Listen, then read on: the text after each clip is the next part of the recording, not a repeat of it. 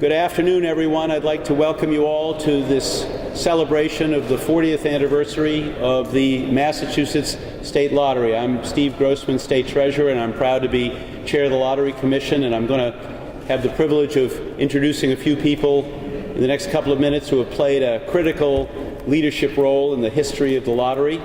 And then we've got some wonderful speakers here today, and I think you'll be both interested in hearing from them as well as entertained by them, because there have got to be an innumerable number of wonderful stories about the lottery and its 40-year history. So lotteries have an interesting history. The first lottery that's known, was started in the year 205 BCE, before the Common Era. And that was to finance the Great Wall of China, if you can believe it. They created a lottery to do that in 205 BC.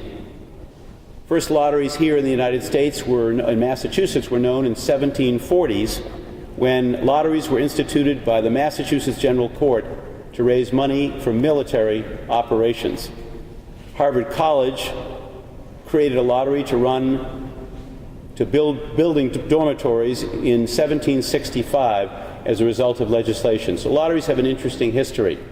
But you have to skip many, many years and centuries to the beginning of the Mass State Lottery, which was enacted because of legislation passed in 1971.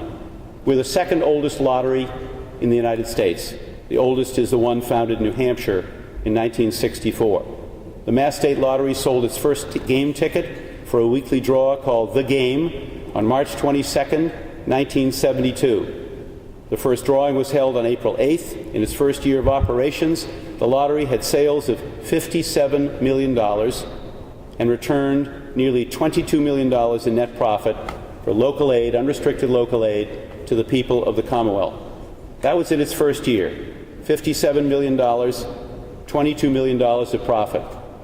This year, the fiscal year in which we're in now, and we're only in its 10th month, we estimate that the state lottery will do somewhere between $4.6 and $4.7 billion in business, and will generate what we believe to be record profits. The record year for the lottery in its history was 2006, which the lottery generated profits of $951.2 million. And we think we're on course this year to exceed that number. If the lottery was a publicly traded company, it would be the 7th most profitable company in Massachusetts. There are only 6 companies in Massachusetts that earn $1 billion or more. And we are a publicly owned company. We may not be publicly traded, but we're certainly publicly owned. And the taxpayers have benefited enormously. The most successful lottery in the United States.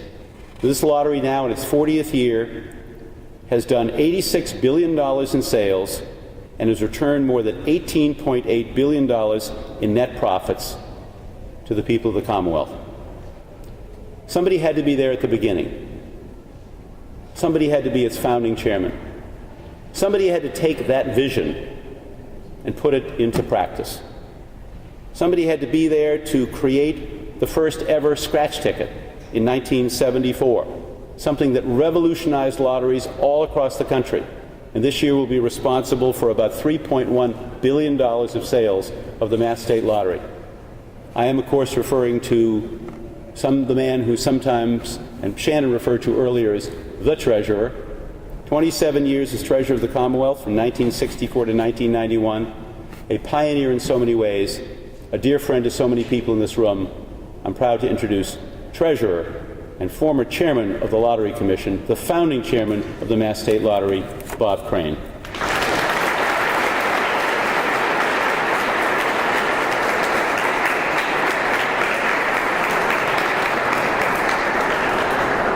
Thank you very much, Mr. Treasurer. Only 21 years ago this day, or this week, I was in this same chamber saying, "So long, I'll see you in a little while."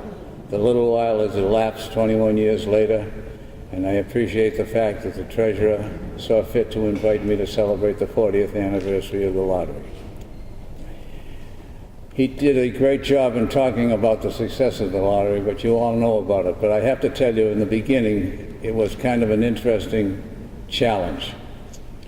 We had no office, no ticket, no car, no typewriter, no computer, no advertising agency, no legal department, no place to hang our hats. All we had was a lot of chutzpah and $1 million that the legislature saw fit to give us to start the lottery in 6 months.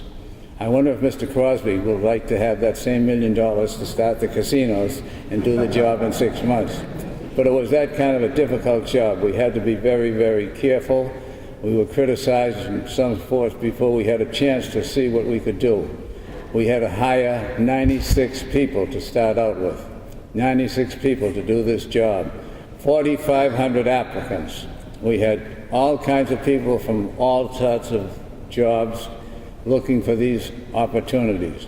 I have to just digress for a minute and tell you one of the most interesting things, because I know today how a person is hired to work for the state is closely watched. We were closely watched too. That's why we got the best cream of the crop, and the employees of the lottery are the ones that made this successful. Not just the agents. The agents were great, but the employees are not to be forgotten.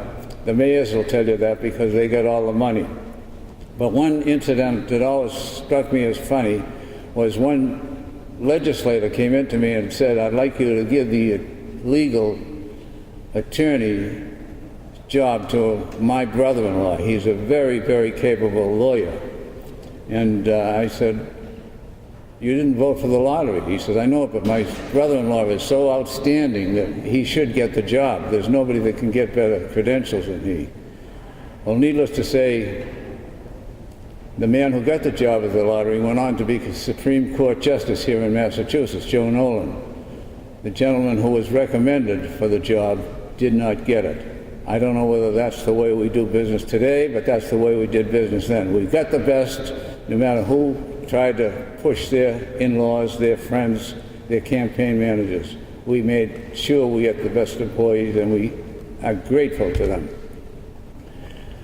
The treasurer has told you of how successful the lottery was. It was successful because we had great treasurers following me as chairman of the board. We had great members of the board.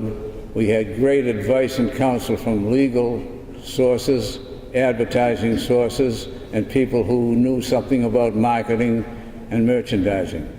And the clerks and the agents who were chosen did a marvelous job. So we're very proud of what we did. We did a lot of things right. Probably we did some things wrong, but we always knew that the treasurer as chairman of the legislative, as chairman of the board, and those directors had to see everything was right before they did it. And they've done a great job for the last 40 years, and I'm very proud to be associated with them. Whatever I did to help, I did because I was told as a public servant, the lottery is bigger than anyone's ambitions, and I hope that I fulfilled my mission. I'm very grateful for being here. I've said that before, but I really mean it. I've seen some very good friends here that I haven't seen in a long time. And I did have one newspaper man, a friend of mine, Peter Lucas, who said, "Bob, do you think you're going to run again?" And I had to tell him, I says, "If you see how I walk, you'll know I won't run again." Thank you, everyone, for being so nice.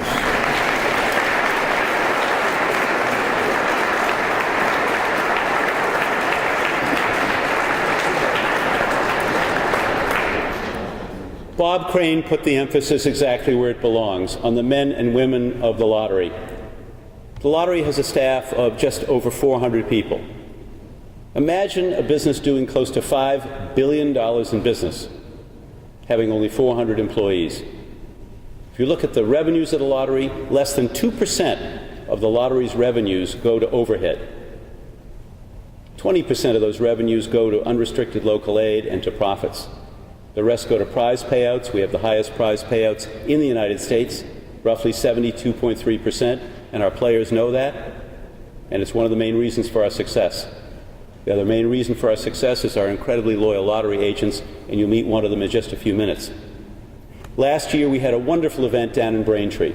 We celebrated 139 men and women who worked for the Massachusetts State Lottery who had completed at least 25 years of service. Find me another business anywhere. Find me another enterprise in government or outside of government where you can find close to 140 people out of a total of 400 who have shown that kind of longevity, that kind of commitment, and some of them had been there for the entire 40-year history, going right back to the first day when it was created under Bob's leadership. So I'd like to, at this point, ask every person here who works for the Massachusetts State Lottery, from Paul Sternberg's Executive Director, to Beth Bresnahan as Director of Marketing Communications, and every other member of the staff, senior staff and otherwise, to please stand and be recognized on behalf of all of your colleagues. Please.